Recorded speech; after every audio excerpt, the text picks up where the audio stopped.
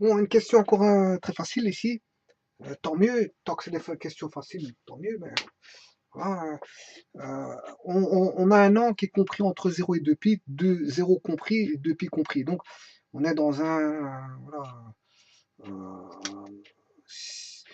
on est dans les nombres complexes. Hein, donc, c'est-à-dire qu'on est soit dans le premier, deuxième, troisième, quatrième cadran, mais au premier tour, par rapport à un axe qui vaudrait 0 ici, un axe d'angle, 0 degré ici, hein, et puis 90, 180, 270, 300. C'est-à-dire que je fais qu'un parcours voilà, d'un écart d'angle de 360 degrés. Je fais qu'un parcours.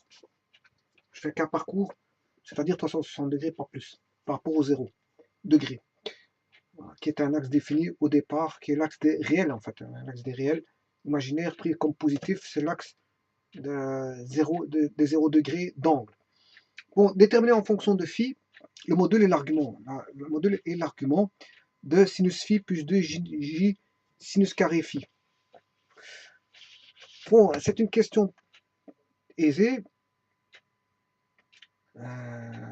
parce que ici le module c'est juste le carré de ceci, c'est-à-dire sinus carré de phi plus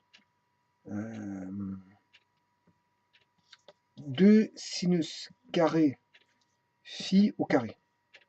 Voilà que vaut le module de z. Bon, bien sûr, il faut simplifier l'écriture, parce que c'est pas une écriture, je veux dire, voilà. Alors,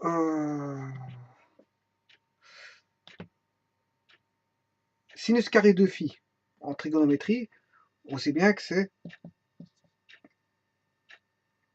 ça, c'est sinus de phi au carré plus, là on va mettre 4 sinus 4 phi. Voilà. Là le problème c'est que je l'ai en fonction de l'angle double. Si je le mets par rapport à l'angle normal phi, ce qui fait 2 sinus phi cosinus phi. Alors, bien sûr au carré, hein. Plus 4 sinus 4 phi racine carrée, ce qui veut dire qu'ici on a 4 sinus carré phi cos carré phi plus 4 sinus 4 de phi. Voilà.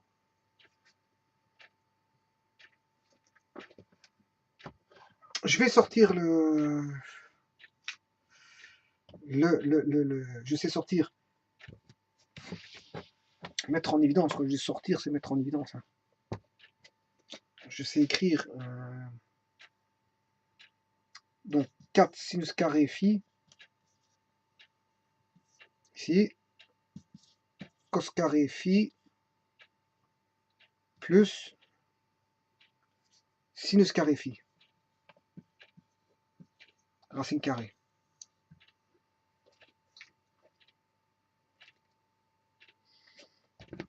Bon,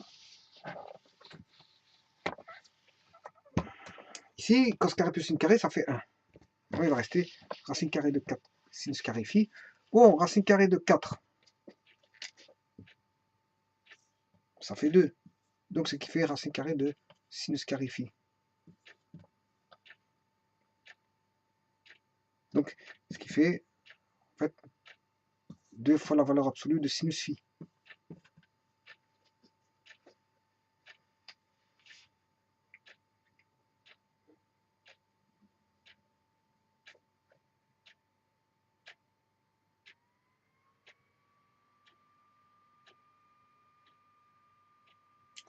Parce que si je prends, le fil est compris entre 0 et 2 pi. Hein. Si je prends entre 0 et pi, le cosinus, le sinus il est positif ici, négatif en dessous. Donc de 0 à 0 à pi, le sinus est positif. Donc, si j'ai un sinus positif, je peux en faire le carré, il n'y a pas de problème. Il va rendre positif, je prends la racine carrée, il va donner Oui, c'est ça. Donc ça vaut sinus phi.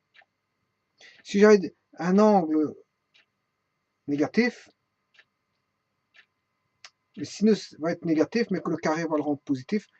Et comme on a quelque chose de positif, la racine carrée de quelque chose de positif, ça reste positif. Donc, ça va rester 2 sinus phi. Voilà. Donc, le module, de toute façon, on travaille en module. Hein. Et en module, c'est une distance, donc on ne peut pas parler de valeur négative, donc il n'y a même pas à réfléchir. C'est 2 sinus phi. Voilà. 2 sinus phi. Et bien sûr, en valeur absolue, ici, parce que si je mets un phi négatif, ben, ça va donner un sinus négatif. Oui, parce que je vous ai dit ici, si phi est compris entre pi et 2pi, le sinus est négatif. Donc, sinus phi va donner du négatif. Je ne peux pas avoir un module négatif. Le module est strictement positif. Donc, il faut que j'aille chercher la valeur absolue. C'est la valeur absolue de sinus phi. Voilà, de sinus phi. Voilà, ça c'est le module du nombre complexe z. Il vaut, en fonction de phi, il vaut 2 fois le module de 2 fois le. Voilà. Si ça c'est z, le module de z vaudra 2 fois le sinus de phi en valeur absolue. Pour éviter toute valeur négative, puisqu'un modèle c'est toujours positif.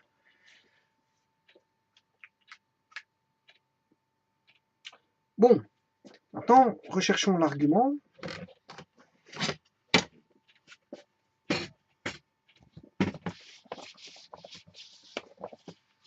L'argument, bien sûr, il faut prendre le z.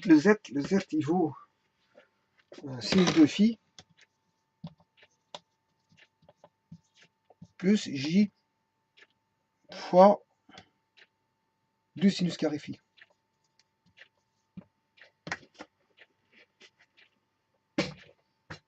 Bon, l'argument, on sait bien que c'est, on a A, BJ, là on a A, et là on a BJ, partie réelle, partie imaginaire, elle complexe, mais formée par une partie réelle et une partie imaginaire. Et l'angle psi, c'est l'angle compris entre la partie réelle et l'angle imaginaire. On a psi ici. Donc, tangente psi, bien, c'est côté opposé, donc B sur A. Côté opposé sur côté adjacent. L'opposé à psi, c'est B, côté adjacent, c'est A. Puisque celui-ci, c'est l'hypoténuse. Hein. Donc, c'est B sur A. Donc, il suffit de faire B sur A.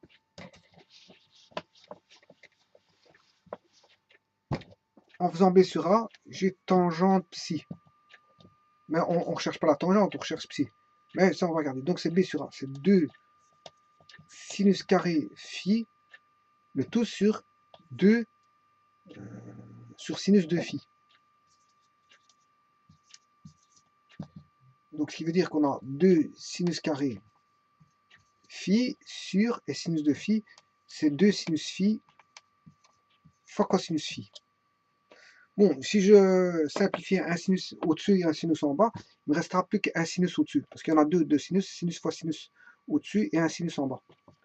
Donc il va rester ceci. Les deux peuvent se simplifier. Il va rester sinus sur cosinus. Sinus sur cosinus, c'est tangente phi. Voilà. Donc que vaut psi, en fait, phi vaut phi. Bien sûr, qui est compris entre 0 et 2pi. Voilà, donc ça, c'est le calcul de, si vous voulez, de l'argument de mon complexe que voici ici.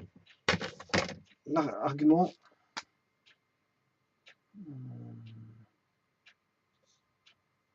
psi égale phi. Donc j'ai bien le nombre complexe en fonction de phi, j'ai bien son module et j'ai bien son argument. L'argument vaut l'angle phi. Voilà.